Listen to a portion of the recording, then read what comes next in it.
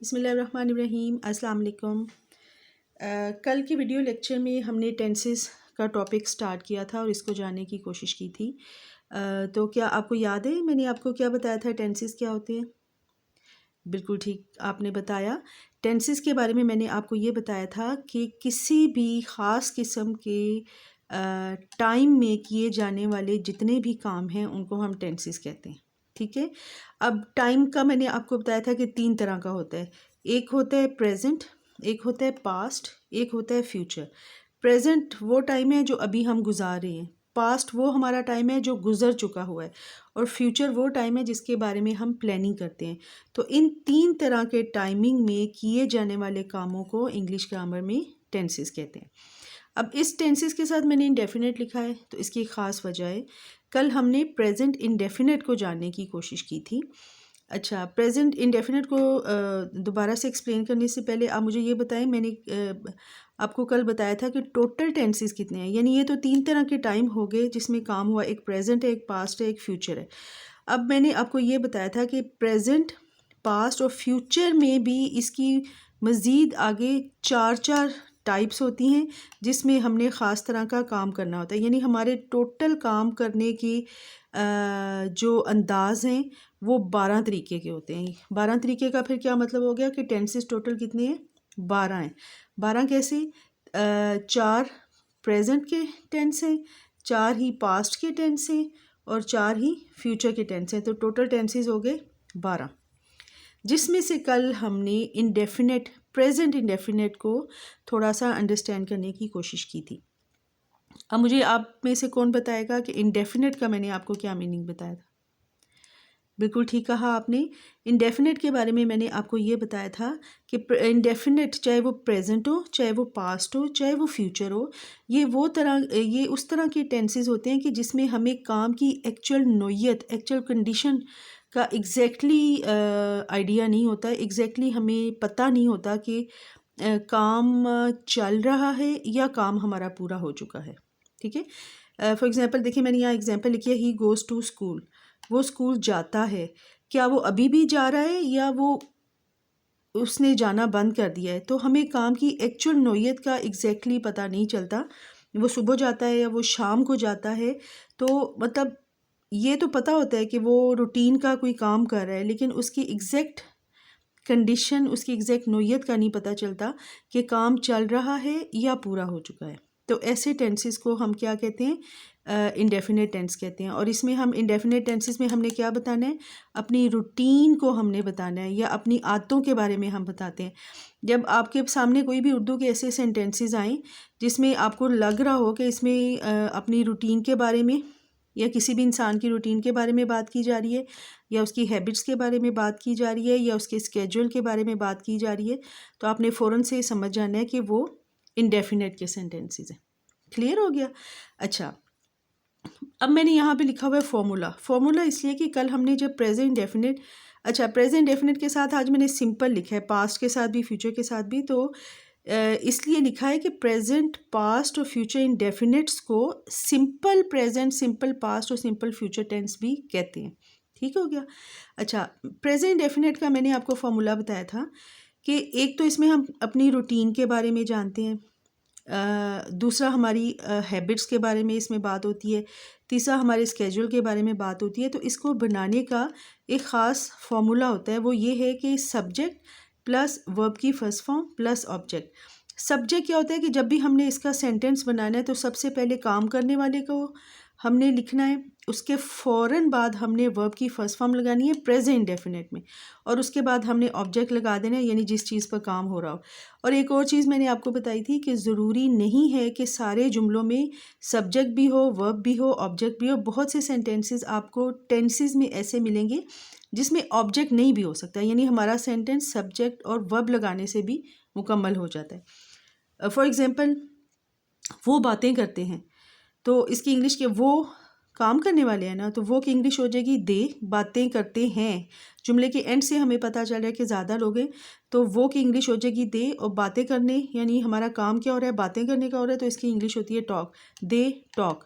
अब इसमें इस जुमले में ऑब्जेक्ट कोई नहीं है, यानी कोई ऑब्जेक्ट वो चीज़ नहीं है जिस पर काम हो रहा है, सिर्फ हमने बोला है वो बातें करते हैं तो दे टॉक हमारा जुमला कंप्लीट हो जाता है। ठीक है, तो ये चीज़ आपको रिमाइंड करवाने के लिए मैंने दोबारा से प्रेजेंट डेफिनेट यहाँ पे लिखा है कि और दूसरा ये मैंने तीनों इंडेफिनेट के टेंसेस इसलिए भी लिखे हैं कि इन तीनों में सेम फॉर्मूला लगना है, यानी तीनों में सबसे पहले सब्जेक्ट आना है, फिर वर्ब आना है, फिर ऑब्जेक्ट आना है। थोड़ी सी चेंजेस हैं, अदरवाइज जो मेन स्ट्रक्चर है फॉर्मूले का वो सेम ही है, सब्जेक्ट वर्ब ऑब्जेक्ट का।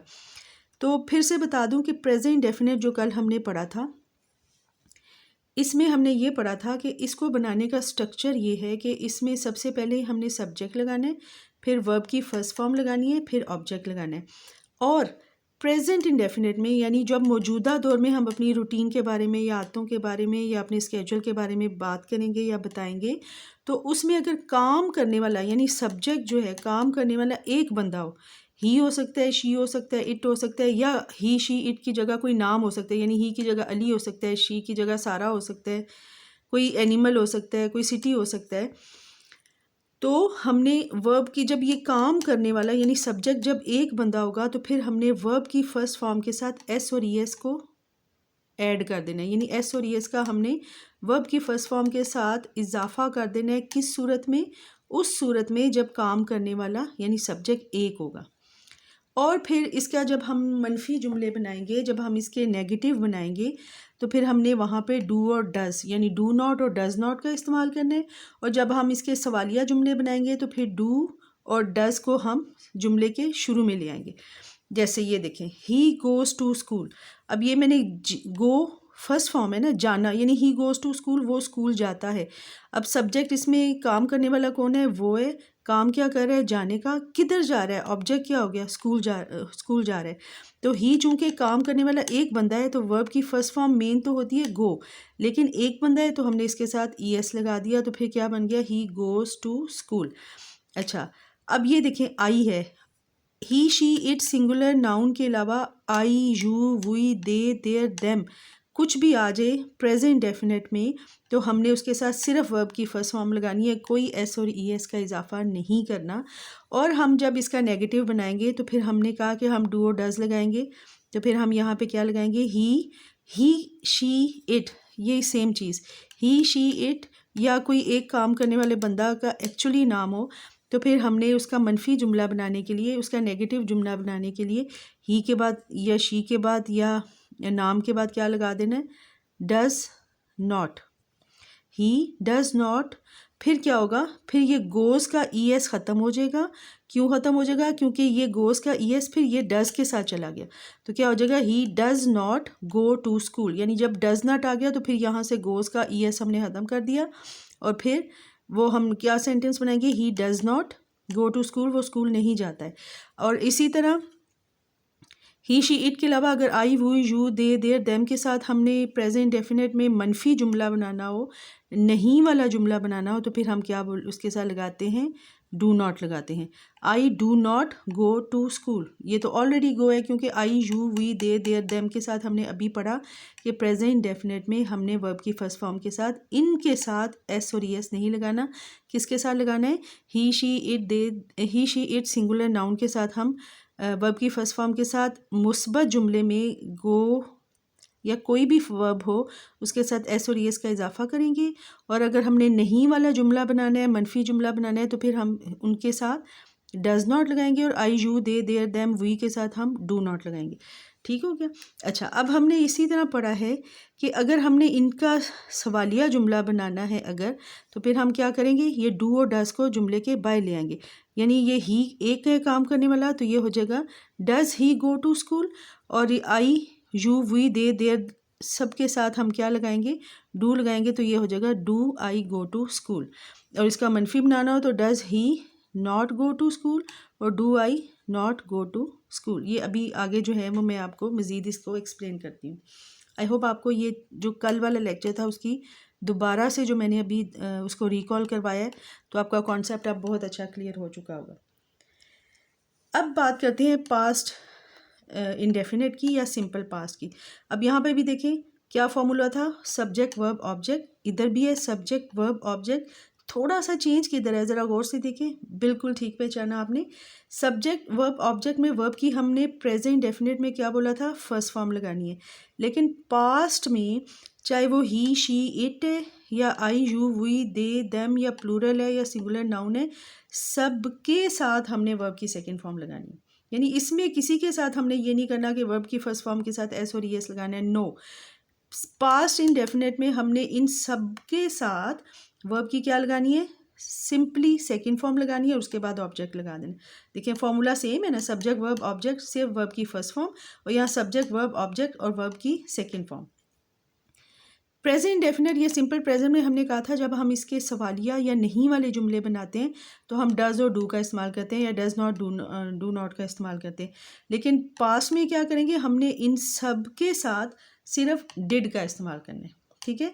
जैसे आई अब ही है, तो ये देखिए मैंने वेंट क्यों लिखा, वेंट इसलिए लिखा कि जो हमने इधर देखें वो स्कूल जाता है, अगर हमने कहा था तो जाने की इंग्लिश होती है, यानी जो वर्ब है वो जाना है और जाने की इंग्लिश होती है गो। तो गो की सेकंड फॉर्म है वेंट, गो वेंट, और थर्ड इसकी होती है गॉन। तो हमने यहाँ पे क्या लिखा है कि पास्ट इंडेफिनेट में ये ही शी इट सब के साथ, चाहे वो प्लूरल है, चाहे आई है, यू है, वो है, इन सब के साथ हमने क्या करना है, सिंपली सेकंड फॉर्म लगा देनी है और फिर ऑब्जेक्ट लगा देना है। बाकी सेम फॉर्मूला है, ही वेंट टू स्कूल या आई वेंट टू स्कूल, सबके साथ सेकंड फॉर्म। और इसका अगर हम मनफी बनाएंगे तो फिर हम क्या कर देंगे, ही डिड नॉट, तो फिर ये वेंट क्या होगा, जब हमने यहाँ पे डिड लगाना है तो फिर ये वेंट जो है ये क्रॉस हो जाएगा और ये बन जाएगा go. He did not go to school या I did not go to school, यानी जब डिड का हमने इस्तेमाल करना है फिर इसको फर्स्ट फॉर्म में चेंज कर देना है। लेकिन जब हमने डिड का इस्तेमाल नहीं करना तो फिर ही के फ़ौरन बाद मुस्बत जुमलों में हमने सेकंड फॉर्म लगानी है। इसी तरह जब हम इसके सवालिया बनाएंगे तो फिर हमने इस डिड को उठाकर शुरू में ले आना है कि did I go to school, इधर फिर भी गो आएगा क्योंकि डिड, जब भी डिड आएगा तो ये सेकंड फॉर्म फर्स्ट फॉर्म में चेंज हो जाएगी, या did he go to school. अब आ जाए थर्ड टेंस पे, जो क्या है फ्यूचर, यानी हमारे आने वाला टाइम जो है उसमें किए जाने वाले काम को फ्यूचर टेंस कहते हैं या सिंपल फ्यूचर टेंस कहते हैं। सब्जेक्ट वर्ब की first form object, subject verb की फर्स्ट फॉर्म ऑब्जेक्ट, ये चीज़ सेम है ना। फ़र्क सिर्फ ये है कि क्योंकि ये हमारा आने वाला टाइम है जिसमें हम कुछ प्लान करते हैं, तो इसमें हमने जो काम करने वाला है इसके बाद सिर्फ विल और शैल लगाना है, बाकी बिल्कुल प्रेजेंट इंडेफिनिट वाला काम करना है कि सब काम करने वाले के बाद सिर्फ विल और शैल, और उसके बाद वही हमने वर्ब की फर्स्ट फॉर्म और ऑब्जेक्ट, बिल्कुल सेम फॉर्मूला। सिर्फ क्या होगा कि वर्ब से पहले हमने यहाँ पे क्या लिया है, विल और शैल, कौन से टेंस में, फ्यूचर इंडेफिनिट में या सिंपल फ्यूचर में, ठीक हो गया। दूसरा, जैसे यहाँ पे था ही शी इट और सिंगुलर के साथ हमने कहा था कि जब हमने वर्ब की फर्स्ट फॉर्म लगानी है जुमला बनाते हुए तो उसके साथ हमने एस और एस का इजाफा कर देना है। इधर क्या है कि इधर जब हमने अपना फ्यूचर इंडेफिनिट का जुमला बनाना है और जुमले में अगर काम करने वाला यानी सब्जेक्ट जो है वो ही शी इट या नाउन है या यू है, तो इन सब के साथ हमने सब्जेक्ट के फ़ौरन बाद विल लगाना है और उसके बाद फर्स्ट फॉर्म लगानी है और उसके बाद ऑब्जेक्ट लगाना है। लेकिन ही शी इट यू और या कोई एक नाम की जगह अगर आई है और वी है तो आई और वी के लिए हमेशा हम शेल लगाएंगे, ठीक हो गया। अब ये देखें same formula, subject verb object, subject verb object, verb की फर्स्ट फॉर्म, वर्ब की फर्स्ट फॉर्म, सिर्फ फ्यूचर में वर्ब की फर्स्ट फॉर्म से पहले विल और शेल आ जाएगा। यहाँ पे था ही गो टू स्कूल, गो यानी जब हमने ये नॉट और डस का इस्तेमाल नहीं किया था तो फिर हमने यहाँ पे बोला ही, क्योंकि ही काम करने वाले एक है तो ये था he goes to school, verb की फर्स्ट फॉर्म के साथ ही शी इट के साथ एस और एस का इजाफा करेंगे। तो इधर क्या हो गया, ही के बाद जब विल आ गया he will go to school. I के बाद या आपने आई के जगह अगर वी है तो भी आई और वी के साथ फ्यूचर में हमेशा आपने शेल का इस्तेमाल करना है, we shall go to school या I shall go to school.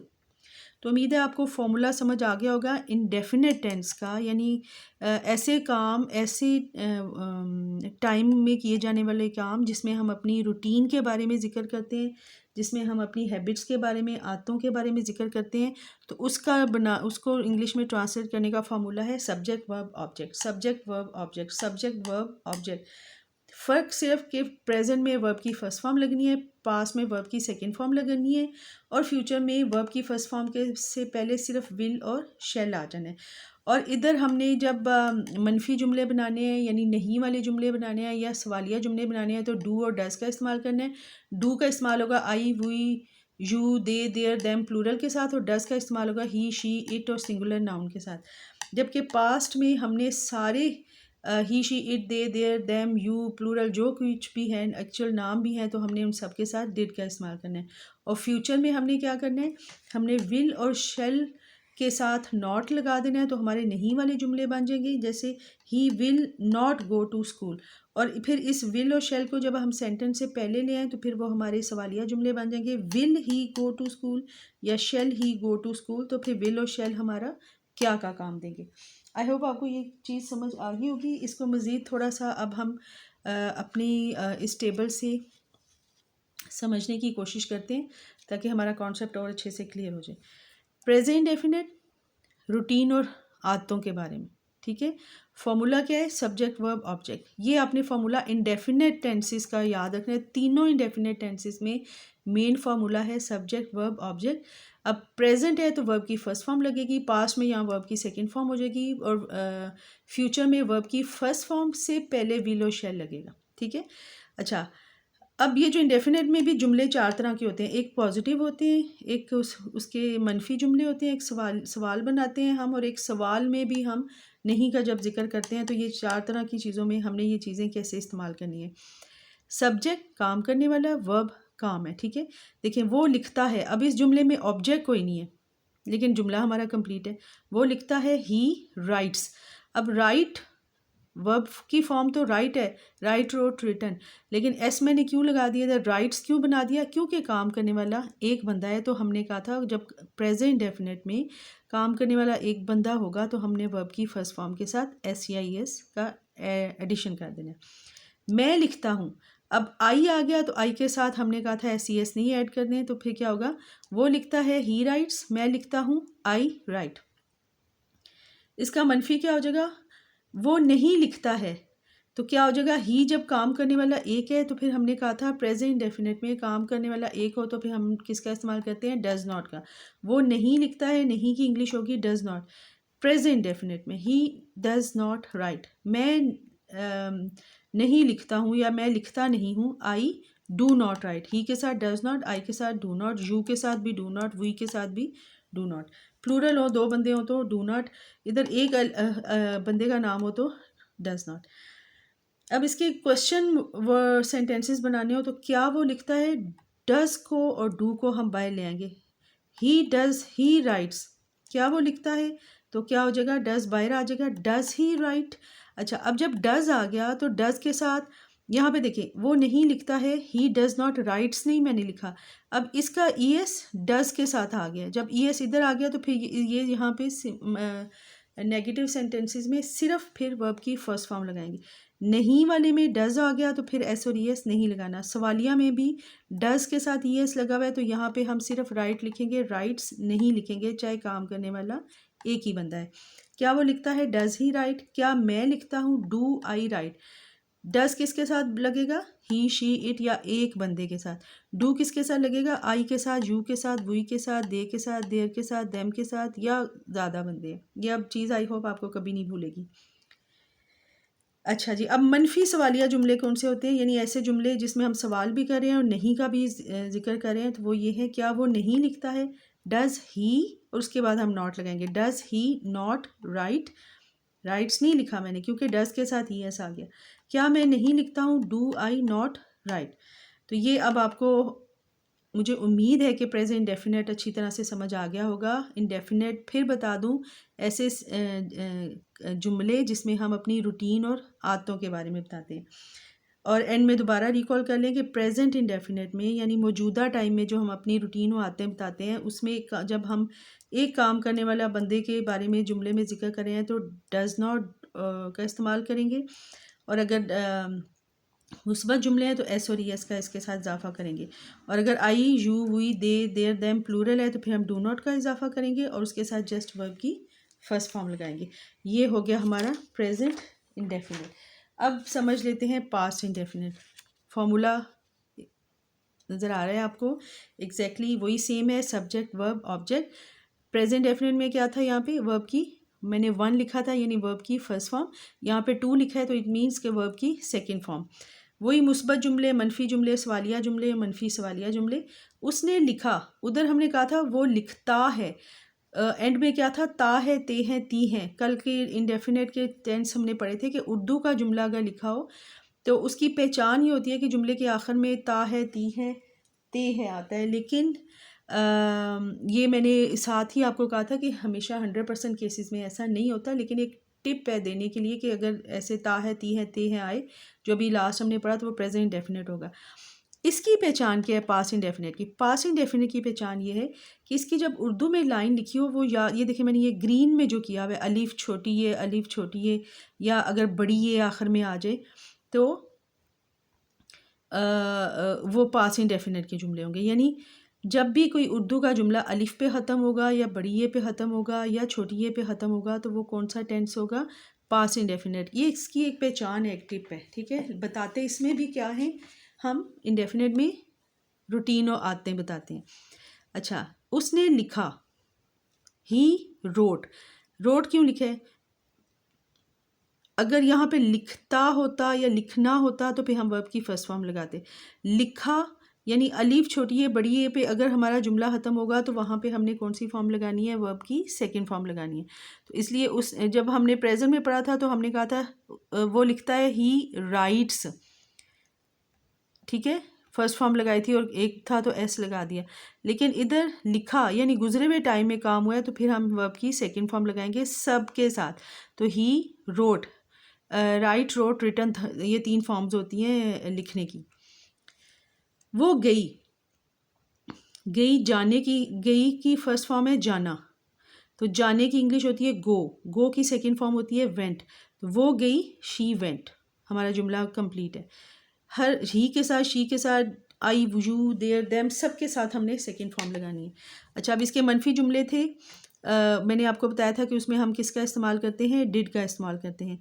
उसने नहीं लिखा, ही डिड नॉट राइट। वो नहीं गई, शी डिड नॉट गो। अब यहाँ पे गो आ गया, देखें यहाँ पे राइट आ गया, जबकि इधर हमने रोट और वेंट लिखा था। तो यहाँ पे राइट और गो क्यों आ गया? इसलिए आ गया कि यहाँ जब डिड नॉट आ गया है तो डिड नॉट के साथ हमने वर्ब की फर्स्ट फॉर्म लगानी है। जिधर भी did not, do not, does not होगा, हमने उसके साथ, सबके साथ वर्ब की फर्स्ट फॉर्म लगानी है, और किसी के साथ भी एस और एस का इजाफा नहीं करना।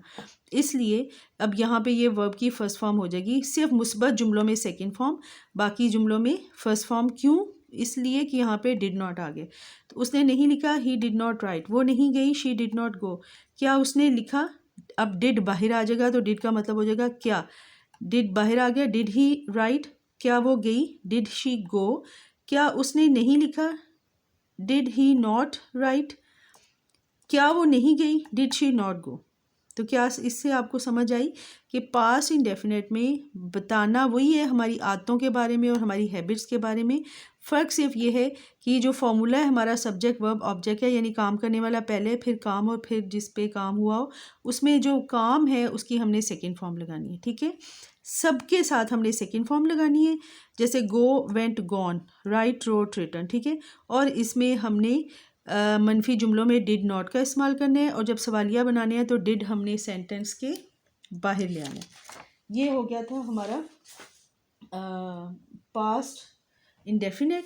अब हम बात कर लेते हैं अपने फ्यूचर इंडेफिनेट की, और मुझे उम्मीद है कि आपको ये चीज़ें बहुत अच्छे से अब क्लियर हो जाएंगी, क्योंकि फॉर्मूला सेम है। क्या है? Subject, verb, object. अब ये देखें, ये सेम प्रेजेंट इंडेफिनेट का फॉर्मूला है। सब्जेक्ट, अभी इसको माइनस कर दें, subject, first form of verb और ऑब्जेक्ट।